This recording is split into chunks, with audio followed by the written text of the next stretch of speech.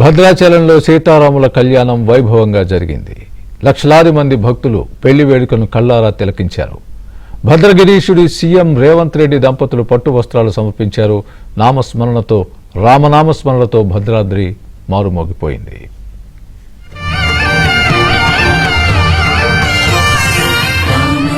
భద్రాద్రిలో రాములవారి కళ్యాణ మహోత్సవం అంగరంగ వైభవంగా జరిగింది.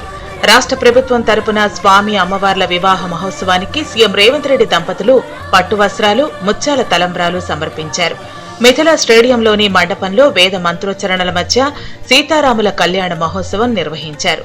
ముందుగా శ్రీ సీతారాములను పల్లకిలో ఊరేగింపుగా మండపానికి తీసుకొచ్చారు.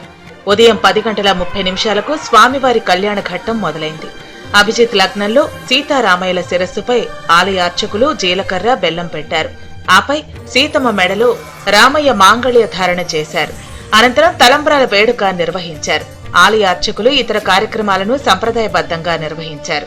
క్షమాత్ర సంజనిత సహస్రాక్షాది విజయ విభవ విలాసాయాః లోకజనన్యాః కమలాలయాయాః కమల సరేల సంవాహిత మృదు చరణ కమలస్య శ్రీమన్నారాయణస్య అవ్యాహత దివ్యాజ్ఞయా ప్రవర్తన సౌభాగ్యమస్యై దత్వాయాధాస్తం విపరేతనా మాంగళ్యధారణ ముహూర్త సుముహూర్తోస్తు భవంతో మహాంతో అనుగృహమిష్టరాష్ట్రం ధారయత. జయ బోలో రామచంద్ర భగవానికి.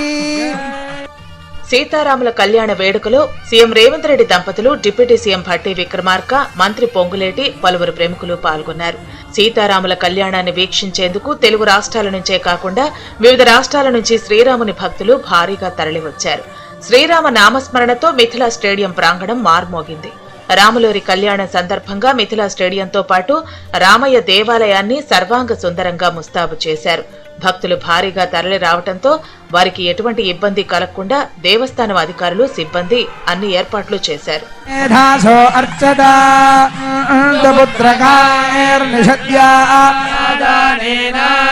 శ్రీరామనవమి రోజున పాలకులు స్వామివారికి పట్టు వస్త్రాలు సమర్పించడం గోల్కొండ నవాబుల కాలం నుంచి ఆనవాయితీగా వస్తోంది.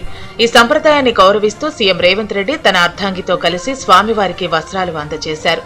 రేవంత్ సీఎంగా బాధ్యతలు చేపట్టిన తర్వాత భద్రాద్రి రాముడిపై తన భక్తిని చాటుకుంటూ ఆలయ అభివృద్ధికి ప్రాధాన్యమిస్తున్నారు.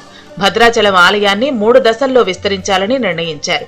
ఇందుకోసం మొత్తం 586 కోట్ల రూపాయలతో ప్రణాళికలు సిద్ధం చేశారు. ఇందులో భాగంగా తొలి దశలో 351 కోట్ల రూపాయలతో చేపట్టనున్న పనులకు రేవంత్ రెడ్డి భూమి పూజ చేశారు. జయ బోలో రామచంద్ర భగవానికి.